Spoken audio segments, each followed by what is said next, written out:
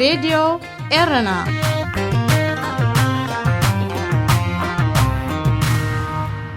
زخبر سلامتنا تقبلوا أبستفل عليه كرنعة علم كوينكم نمدبات راديو إيرنا اتكتاتلو زخبركم سمعتنا نايلوم صوني عسرت حادة الري كل التشحن عسران حدن فنوى راديو إيرنا كموتروب زينا يجمر فلما أرستاتو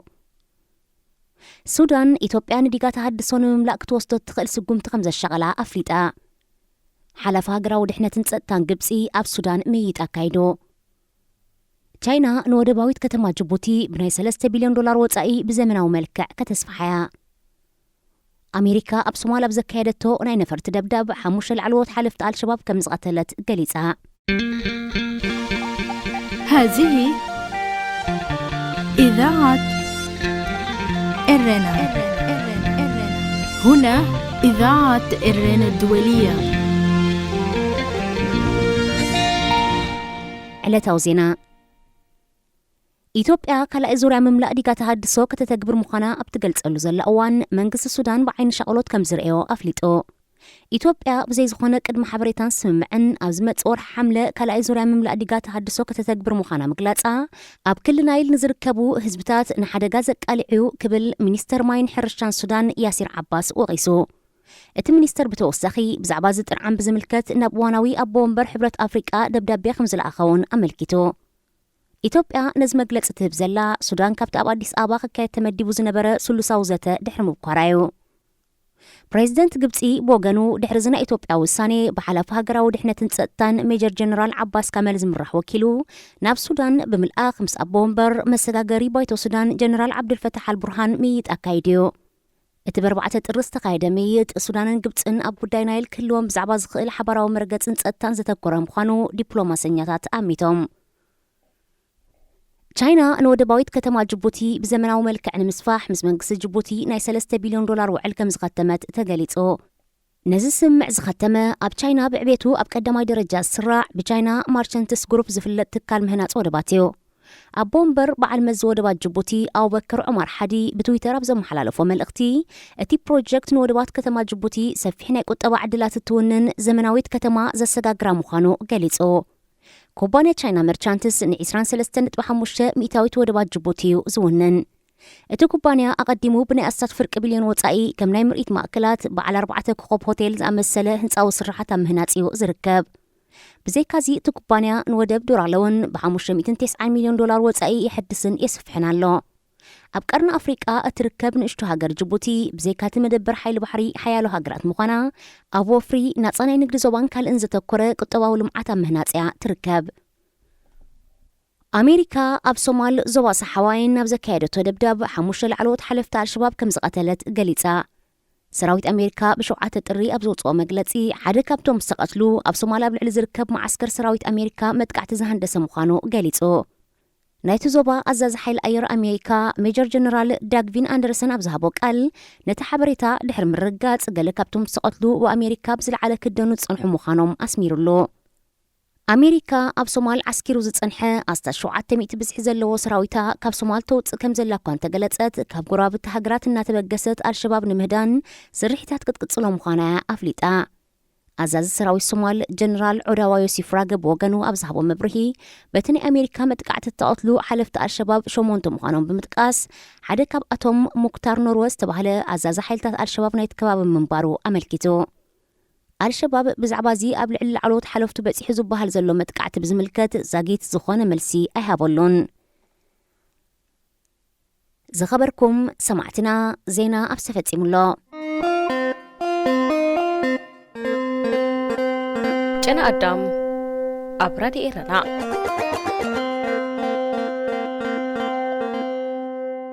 ክቡራት ተኸታተልትና ከመይ ቀኒኹም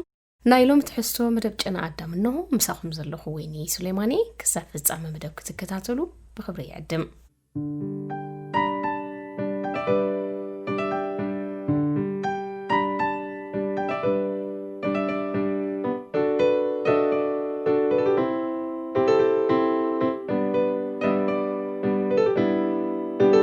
ኣብ ሁከት ዝደምቕ መንፈስ ቅናው ዳኣመት ኮይኑ ቤት ብጽሕዲ ልደትን ሽምዓታትን ማዕሪጉ ቡን ከሽከሽ እናበለ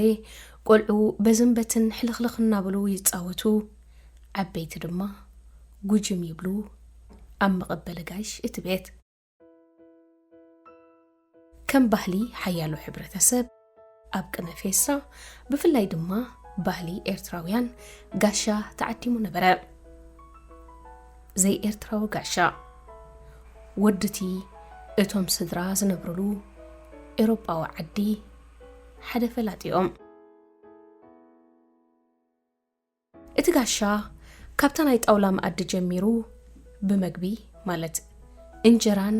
ዝተፈላለየ ምዕሩግ ማኣድናን ኣህኒንዎ ዘዝረኣዩ ክሓትት ጸኒሑ ናብ ወግዒ ቡን ምስ ተሰግረ ዝገደደ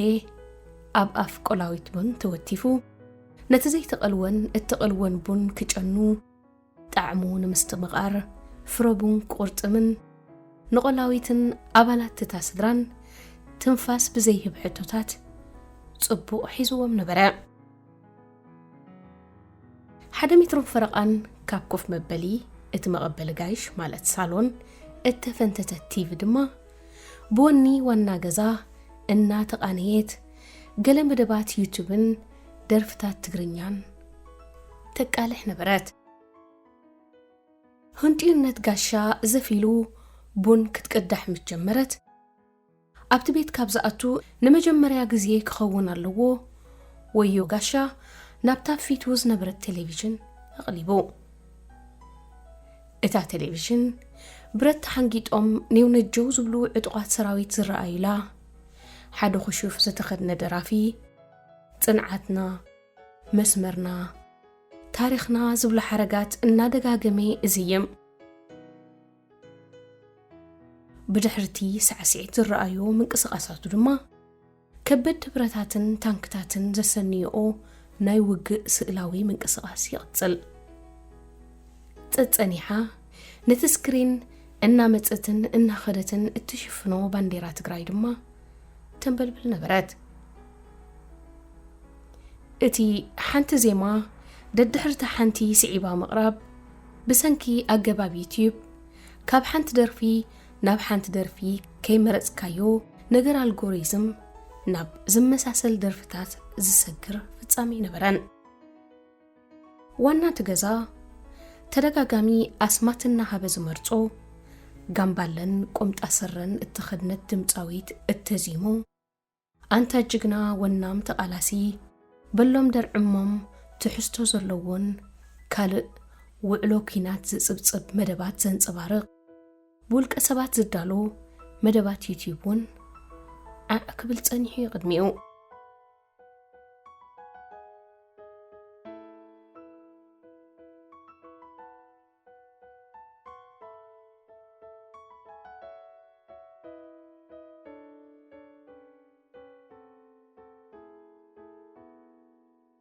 እዚ ኩሉ እናኾነ ኣብ ሓደ ጸግዒ ኮፍ ኢለ ኣግርሞተይ ወዲአ ነይረ ምስ ሃዋህውቲ ቤት ጽሕዲ ልደት ሽምዓታትን ውዕውዕ ብርሃን ዘንጸባርቕ መብራህትታትን ጸወታን ጉያነቶም ቆልዑ ካብን ናብን ሽሻይ ቤትን መስተን እቲ ኣብቲ ስክሪን ናይታ ነቲ መንደቕ ፍርቂ ክፋሉ ዝሸፈነት ዓባይ ቴሌቪዥን ዝቐርብ ዝነበረ ደርፍታትን ዜናታት ውግእን ምስናይ ኣበየኒ ልዕሊ ኩሉ ግን ዋና ገዛ ነዚታት ዝኸውን ናይ ባዕሉ ግዜ ስለ ዝሰኣነ ድዩ ኣብዚ ናይ ደስደስ በዓል ንኹሉ ብዛዕባ እዚ ጉዳይ ኣፍልጦ ዘለዎን ዘይብሉን ዕዱም ጋሻ ክጋብዞ መሪጹ ምርዳእ ኣበየኒ ካብኡ ሓሊፉ እውን ጉዳይ ኩናት መንግስቲ ፌደራልን ክልል ትግራይ ኢትዮጵያን ካብዚ ጅመር ካልኣይ ወርሑ ኣቕፂሩ ውዕውዕ ናይ ውግእ ኩነታት ብመጠኑ እናዝሓለ ኣብ ዝኸደሉ ዘሎ እዋን ኣብ መዓልቲ ወደ ዓመት ምስ ህፃናትን ኣጋይሽን ኣሰኒዩ ካብ ሃገሩ ካብ ዝስደድ 3/4 ናይ ዕድሚኡ ዘሕለፈ ኤርትራዊ ነዚ ትሕዝቶ ክጋብዝ በቲ ትሕዝቶ ውግእን መቕዘፍትን ክዛነ መምራጡ ምርዳእ ኣበየኒ ካብ ስክፍታይ ከይወፃእኩ ድማ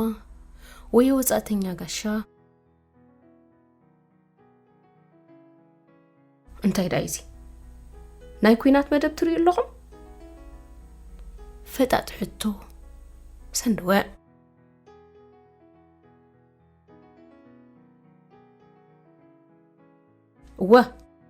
حالتات مكلخال تقراي نسراويت فدرال واي يبلولو إلو مجلس كيهبمو أبز حبو كي تفقن فرحكو أب إثيوبيايو أب تقراي يزخينات إنا بلي كردو تقادلي سلامنتاي أب فيستا أب معلتو دقامت ناي وقع مدب تريد لهم دقا مقاشا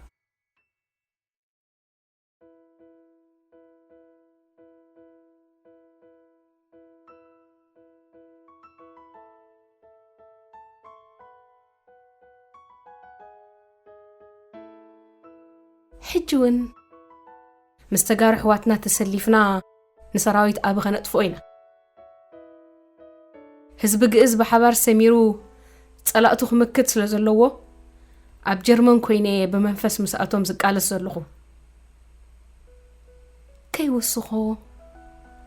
كبدي حقفكو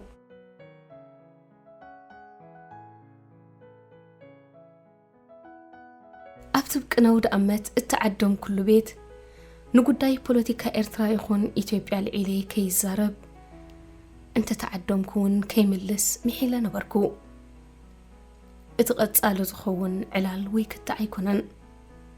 فلتت زحصرو اب جبط زيكوني ام محبراو ميديا زنطفو بهامات زكافلو الكا بلكا زيناتاتن كونسبيريسينيو نزخا بمتكل اصيوني كتزاربن حبريتا كتكافلن جبطن ابايتا زول حقن كتفلط ني حدا اخل سب حلافنت مخانو امن حقنت حبريتا كتطالل قدن ጋዜጠኛ مخان ጥራይ አይደለን ተቀባልን አስተማቀርን حبريتا مخانون حلافنت ادل مخانو تزنጊዑ ሰብ ከተአምኖ ዘጸግም ውዱቅ حبريታ ክቀባበል ክትሪኦም ከለኻ አዚኻ ክትሐዘን ብዘይካዝውን ከም ሰብ ንመንፈስካን ስነ አምራዊ ርግኣትካን ክትሐስበሉ የድልዩ كابنات كان العلي حبريتان فلتأتن بزي بلوم سبات زرقاح درجو أزيلة تقصبلت حسوتات نحنقول كامرباش كم سب سلامنتاينا نمرتو زبل حتو لني العلو خلقن تنبل على عسي مع كرا زي كدنتي مدربيت كدنت بحري قال إرتراويان كم مقرام حليفو محيروك هني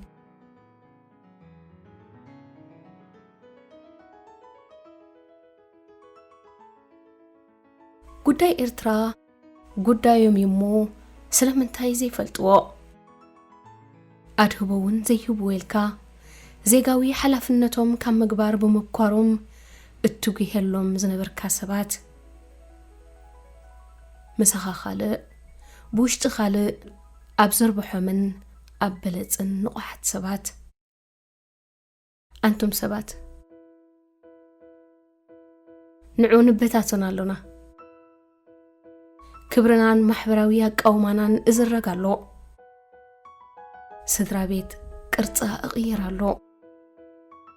منفسن كرعتن منتنا إهرمالو سبقاونت إقهاسالو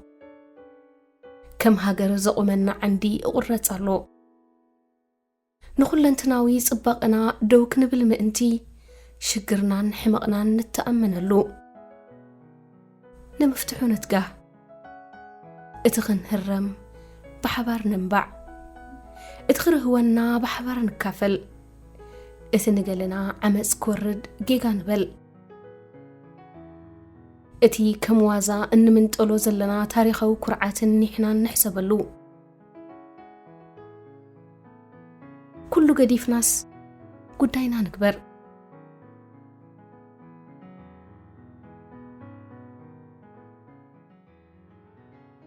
قداي حبرت السب كان هاجر كان كتقبر دما فلما ጉዳይ ነብስኻን ቤትካን ምጥጣሕ ከድልዩ ኣብ ገዛእ ነብሱ ብቕዓት ዘይረኣየ ሰብ ንኻልኦት ክኸውን ስለ ዘይክእል ፈለማ ገድሊ ነብስናን ገድሊ ህይወትን ገድሊ ቤትናን ንጋደል ሽዑ ንኻልእ ዝኸውን ሓይሊ ትብዓት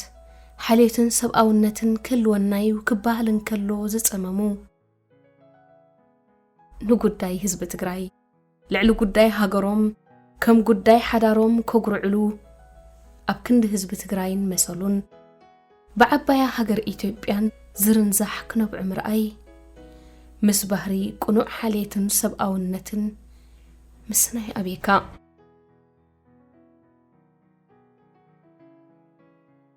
ትማሊ ህፃናት ኤርትራ ኣብ ሊብያን ክሳቀዩ መንእሰያት ብውትድርናን ስደትን ኣንፈት መጻኢኦም ክወጃበሮም ዓበይቲ ኣብ እዋን ቁርባኖም ጠበንጃ ክሕንገጡ ኣዒንቲ ወላዲ ብናፍቆትን ትጽቢትን ክቁርቁራ ባህልን ክብርን ክድፈር እታ ንእስቲ ኣያሲኢና ኣብ ፍቆዶ ማዓስከራትን ጉዕዞ ስደትን ክድፈር እቲ ሰሎም ልማይ ዕድመ ንእስነቱ ኣብ ሸላ ክበሊ እታ ኣደይ ክትመክን ንዑ ጌጋ በሉ ንዑ ንጌጋ በሉ ንዑ ብሓደ ደው ንበል ክበሃል እትሓብአ ገሊኡ ንረብሕኡ ብዝጥዕም መንገዲ ንጉዳይ ኤርትራ ዝሓዘ ሰብ ሎሚ ማሃነኑ ክሳብ ዝጠፍኦ ኣብ ዝረኸቦ ኣዳራሽን ማይክሮፎንን ብጉዳይ ሓልየት ጎረቤት ክመጻደቕ ምርኣይ ቁኑዕ ሓልየት ጎረቤት ኢልካ ገርሂ ስምዒታዊ መደምደምታ ከይትህቦ ነቲ ጎረቤት ዘርብሕ ፍልጠትን ትንታነን እውን ዝጎደሎ እዩ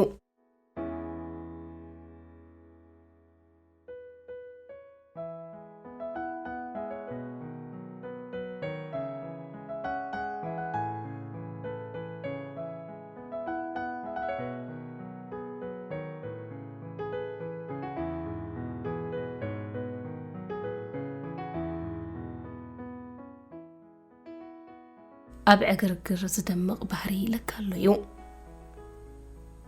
ኩናት ለባማት ዝገብሮም ኩናት ነጸላ ዘዳልወለንን ኣለውና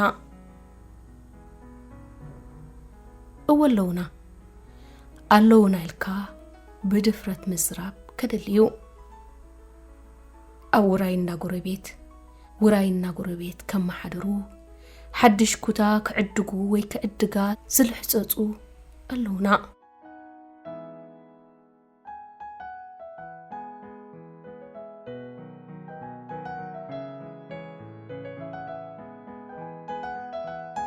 ናይ ገሊና ኤርትራውያን መንፈሲ ዘይ ጉዳይ ካብ መምሕዳር ዳደመቕ ከይከውን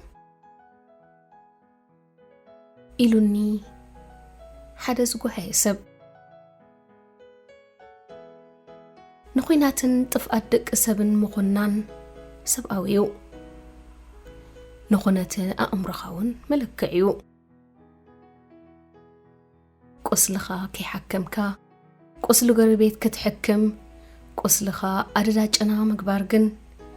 ቅድሚ ሎሚ ኣብ ዓለም ዘይተራእየ ፍጹም ልቦና ዶ ይኸውን እዚ ሬድዮ ኤረና ድምፂ ራድዮ ኤረና እዩ ዝኸበርኩም ሰማዕትና ነዚ ሰዓት ዝተዳልዩ ዝነበረ ሓፈሻዊ መደባትና ኣብ ዝፈጺምና ኣለና ሬድዮ ኤረና